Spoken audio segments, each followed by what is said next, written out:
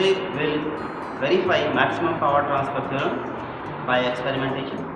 So before proceeding to the performance of the experiment, let us understand what is maximum power transfer theorem. So maximum power transfer theorem is desirable. In many cases it is desirable to transfer maximum amount of power from an active network to an external load resistor RL. For example, in an audio sound system, it is desirable to obtain maximum power transfer from the output of the amplifier to the speaker. Maximum power transfer theorem gives a condition for maximum power transfer from source to load. It states that a resistive load connected to a DC network receives maximum power when the load resistance is equal to the internal resistance of the source network as seen from the load terminals. That is the Thevenin equivalent resistance or Thevenin of the network. Okay, so today we will perform verification of maximum power transfer theorem for this given circuit. The circuit is having a plus 5 volt power supply, having a combination of resistors R1, R2, R3, R4 and R5 that is connected with a load resistor Rn. So in order to perform verification of maximum power transfer theorem, we will be calculating the power dissipated in this load resistor Rn. So for calculating the load current that is required to calculate the power dissipated in this load resistor, we first of all transform this given circuit into an equivalent Thevenin circuit. So we have transformed this given circuit into a Thevenin equivalent circuit having V Thevenin equal to 5 volt and R Thevenin equal to 680 ohms. We have connected the same load across the terminals of the equivalent Thevenin circuit. So in order to perform maximum power transfer theorem verification, we will be using a plus 5 volt power supply to feed the circuit, and then we will connect this load resistance across the equivalent circuit, and one by one we will change the value of load resistance and will measure load current flowing through this resistor, and ultimately we will calculate power dissipated in this load resistance. And a condition will reach during this measurement when this load resistance becomes equal to the Thevenin resistance. In that particular case, maximum power is transferred from source to load. So let us examine by the experimentation on the kit. So this is our kit having a power supply. Inbuilt power supplies, we have two inbuilt power supplies, plus 5 volt power supply and plus 12 volt supply. For this particular experiment, we will be using plus 5 volt power supply.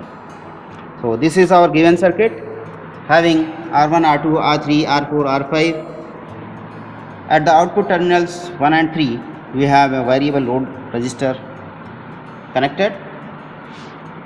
Now the equivalent Thevenin of this particular circuit is here. The equivalent Thevenin voltage is plus 5 volt. Equivalent Thevenin resistance is 680 ohms. Now we will connect the load resistor across the terminals of the equivalent Thevenin circuit. So in order to perform the experiment, we connect verify maximum power transfer theorem. We will take Thevenin equivalent circuit of the given circuit. As we have observed that Thevenin voltage is 5 volt, so we have connected positive power supply of 5 volt to the plus 5 volt terminal of the Thevenin equivalent circuit, and the ground terminal of the power supply is connected with the ground terminal of the Thevenin's equivalent circuit. So with the help of this equivalent circuit, we'll try to find out power transferred to the load resistor RL. So we'll take different values of RL and we'll measure load current IL in each case. So first of all, we'll measure the value of load resistance RL with the help of multimeter. So with the help of this knob, we can vary the load resistance RL. In this case, in the first case, we are taking RL equal to 412 ohms. So we'll record the first reading as 412 ohms. In this case, now we'll try to measure the load current with the help of inbuilt ammeter. We'll connect the positive terminal of the ammeter with 0.11 of the equivalent Thevenin circuit, and negative terminal of ammeter is connected with the 0.12. So in this case, we have observed 5.2 milliampere of current flowing through the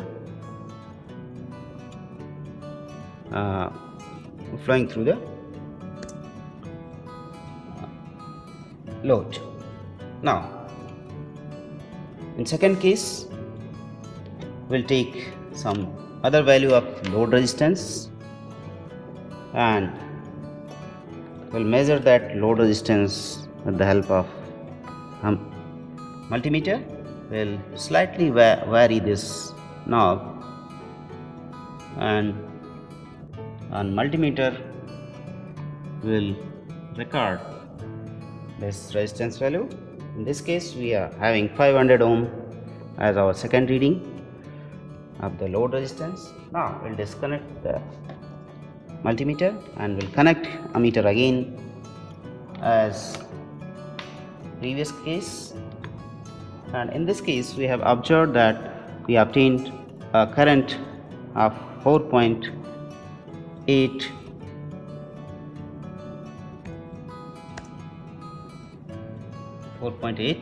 ampere.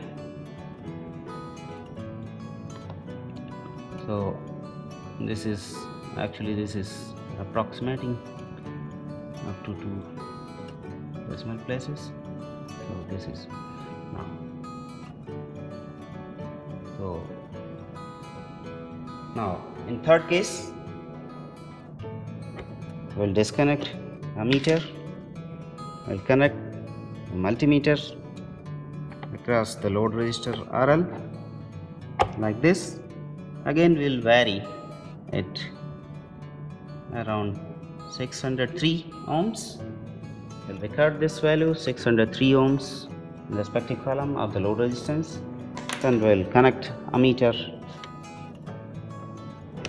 in series with the load resistor RL and we'll record this current as 4.4 milliamperes.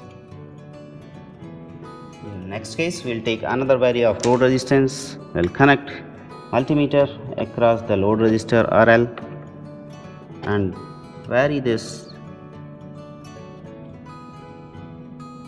up to 726. Suppose we are taking 726 ohms, and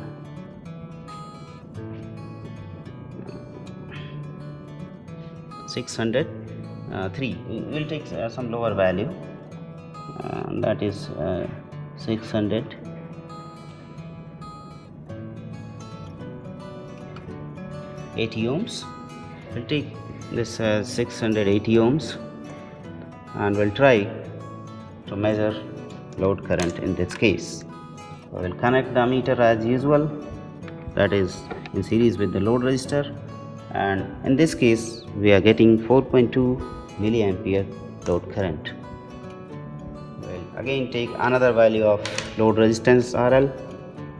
We'll connect the multimeter across terminals 12 and 13 and will vary this 790 ohms. 790 ohms. And in this case again we will try to measure load current with the help of the inbuilt ammeter. We'll connect as usual in that is in series with the load resistor. In this case we are getting 3.8 milliampere current flowing through the load. We'll take some other readings. Again we'll disconnect ammeter, we'll connect the multimeter across the load terminals, and we'll vary this knob and we'll set it at 882 ohms. 882 ohms. So in this case let us see what is the amount of current flowing through the resistor RL. So in this case we are getting 3.4 milliampere of current. 3.4 milliampere of current.